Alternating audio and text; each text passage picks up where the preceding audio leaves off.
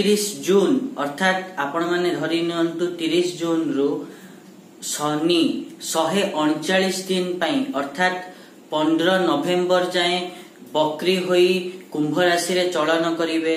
तो एही चलन जोगु मेष राशि रो व्यक्ति माननकु कोन सबु फल देबे ता विषय आज आम आलोचना करिबा। नमस्कार, मु सुआशीष पुंथ स्वागत करछि मो यूट्यूब चैनल को। शनिंकर एही जो चलन बा बकरी चलन कुंभ राशि को होउची ताहा मेष राशि रो व्यक्ति माननकु कोन सबु अशुभ कोन सबु शुभ फल दब ता विषय आलोचना करिबा।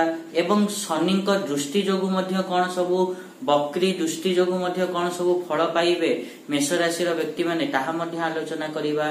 से विषय तो डिटेल्स रे आलोचना करिबा। ता पूर्वरु सबना भली गोटे रिक्वेस्ट करिया चाहिबे कि जो माने बे जाय चैनल को सब्सक्राइब करनाते सब्सक्राइब करंतु आ पाखतिया बेल आइकन को मध्य प्रेस करंतु जा द्वारा कि मागु को जहां भी किछि वीडियो देबी ता नोटिफिकेशन आपण मान को ठीक समय रे मिलि जिवो। जदि आमे मेष राशि कथा कहिबा ताले मेष राशि रो व्यक्ति मान को पई शनि बकरी होई एकादश भाव रे गोचर करिवे। तो यह द्वारा आपण मानकर कार्य व्यवसाय बढ़िबो। जदि किछि नुआ व्यवसाय आरंभ करिया को चाहउचंती ताहा मध्य होई परिबो। ता सहित आपण धन क्षेत्र रे भल लाभ करि परिबे। एवं जदि एही समय को संतोष एवं विवेक सहाय्य रे बितांती ताहले आपण मानक सामना को कोनोसी विपरीत परिस्थिति आसीबनी। ता सहित आपण माने एही समय रे घर बनै पारंती बा घर किणी पारंती, माने घर किणी पारंती नहले घरर मरामती करि पारंती।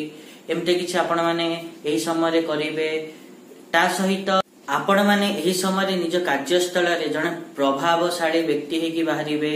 ता सहित नुआ नुआ दिगरु आयर स्रोत बढ़िबो। जदि आपण माने बहुत परिश्रम करंती ताहले व्यवसाय मध्य भलो चलिबो। तापर जदि आमे कथा बा शनि को दृष्टि विषय रे ताले शनि तांको तृतीय दृष्टि रे आपण मानक लग्न को देखिबे। या द्वारा आपण मानक आत्मबल बढ़िबो। ता सहित आपण माने पराक्रमी हेबे एवं एक रु अधिक दिगरु पैसा इनकम करिया को चेष्टा करिवे। ता सहित जो माने राजनीति रे अछंती से माने चेष्टा करिकि कोनोसी भल पद मध्य प्राय पारंती। एवं सरकारी क्षेत्र रे जो माने अछंती से माने देखिबे कि सेमानंकर प्रगति हबो।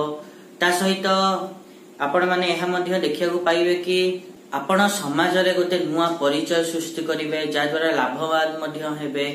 एवं महिला हंतु बा लुहा मेसिन चमड़ा कोइला ए सब छु आपण माने लाभ पाइबे। तापर जदि आमे नेक्स्ट दृष्टि कथा कहिबा ताहले आपण माने शनिंकर सप्तम दृष्टि रे से आपण मान को पंचम भाव को देखिबे अर्थात सिंह राशि को देखिबे। एवं सिंह राशि रो स्वामी हेले रवि एवं शनि हेले शनिंकर भल पड़ेनी अर्थात से माने घोर शत्रु। तो या द्वारा आपण मानकर एही समय रे विद्या एवं बुद्धि प्राप्ति रे असुविधा सृष्टि होबो। संतान सुख सहयोग आपण मान को न मिली पारे। संतान पक्ष दुर्बल रहिबो। ता सहित आपण माने एही समय रे जदि सैनिक अछंती ताहले आपण मान को पाखको विपरीत परिस्थिति आसीबो। आपण माने साहसर सहित ताको सामना करिवे। या जोगु आपण मान को किछि अवार्ड मध्य मिली पारे। नेक्स्ट जदि आमे कथा बा ताहले शनिंकर दशम दृष्टि रे आपण मानकर से अष्टम भाव को देखिबे। या द्वारा कह हबो ना आपण माने बहुत कार्य व्यस्त रहिबे। या द्वारा आपण मान को शरीर जेमिते कमजोर न हो जाऊ ता प्रति मध्य आपण मान को ध्यान रखिया पड़िबो। एवं हाड़ को नै हाड़ रे मध्य किछि समस्या देखा देई पारे ता प्रति मध्य ध्यान देबे। एतो थिला शनिंकर जो बकरी चलन द्वारा मेष राशि रो व्यक्ति माननकु कोन सब शुभ अशुभ फल मिलिबो। आशा करिवे कि मुझा कहली आपण माने ठीक रे बुझी पाथिबे। और जदि वीडियो भल लागि छि ताले निहाती रूपे वीडियो को लाइक करंतु शेयर करंतु और चैनल को सब्सक्राइब करबा पे तो जमाई भूलंतु नै। आज पई एतिकी देखाबा नेक्स्ट वीडियो रे। रहुची नमस्कार।